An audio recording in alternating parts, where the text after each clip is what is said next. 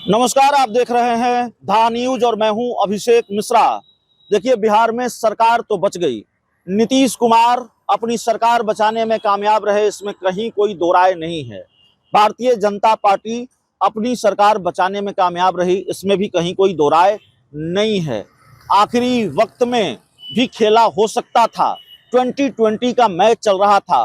और ये बात मैं इसलिए कह रहा हूं, बिना किसी गुरेज के इसलिए कह रहा हूं कि मैंने ये खेल होते हुए देखा है। किस तरह की आपाधापी थी, किस तरह की सियासी अफरा तफरी की स्थिति थी, किस तरह के हालात थे। रात भर खेला चला, तेजस्वी यादव के घर के बाहर दिन में खेला चला, भोर में खेला चला, तो खेल ही खेल बिहार में हो रहा था।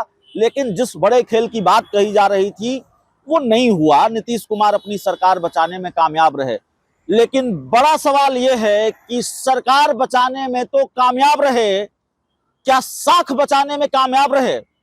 क्या साख बचाने में भारतीय जनता पार्टी कामयाब रही? जवाब है शायद नहीं।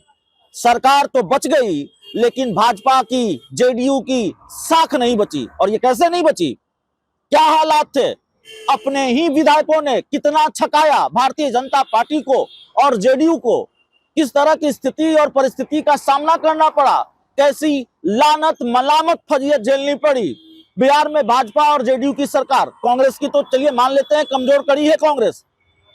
आरजेडी के पास सत्ता नहीं है, सरकार चली गई। आरजेडी ने अपने विधायकों को बचाने की जुगत की, कवायद की। कांग्रेस ने अपने विधायकों को टूट से बचाने के लिए हैदराबाद भेजा। लेकिन बिहार में तो भाजपा की सत्ता है, बिहार में जेडीयू की सरकार है, केंद्र में बीजेपी की सरकार है। और ऐसा कोई राज्य नहीं सुना होगा आपने। अगर सुना होगा तो कमेंट में लिखिएगा, बताइएगा हाल के दिनों में किस राज्य में भारतीय जनता पार्टी को अपने विधायकों को बचाने के लिए कवायद करनी पड़ी हो। कौन ऐसा राज्य है जहां भाजपा ने अपने विधायकों को बचाने के लिए इस तरह की कवायद की हो, उनको बसों में भरकर बोधगया ले जाया गया हो और 2 दिनों तक प्रशिक्षण शिविर के नाम पर बोधगया में रखा गया हो और फिर बसों में भरकर वापस लाया गया हो।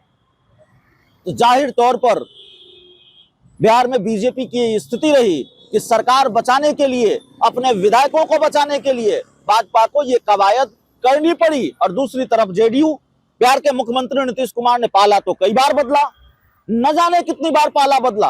8 या 9 बार कहा जाता है कि नीतीश कुमार अलग अलग वजहों से पाला बदल चुके हैं। कभी भी नीतीश कुमार को इन मुश्किलों का सामना नहीं करना पड़ा।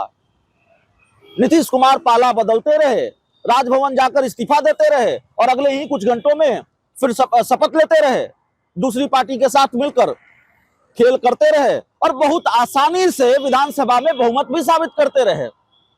लेकिन इस बार क्या हुआ? इस बार तो अपने ही विधायकों ने खूब छकाया।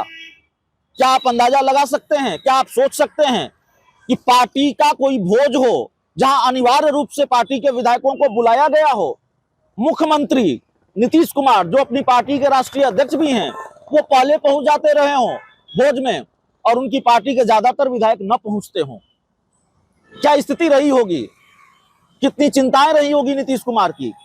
और फिर पार्टी की विधानमंडल दल की बैठक हो, मुख्यमंत्री पहले पहुंच जाते हों और फिर दूसरे लोग न पहुंचते हों, पार्टी के ज्यादातर विधायक नदारत रहते हों। तो ये स्थिति और परिस्थिति रही है बिहार में। सरकार बच गई, लेकिन साख नहीं बची। और जो स्थिति और परिस्थिति है कि अगर बहुमत साबित करने के लिए, स्पीकर को हटाने के लिए आपको इतनी कवायद करनी पड़ी हो, तो फिर सवाल है कि आपकी सरकार कब तक सलामत रहेगी। बहुत बहुत धन्यवाद।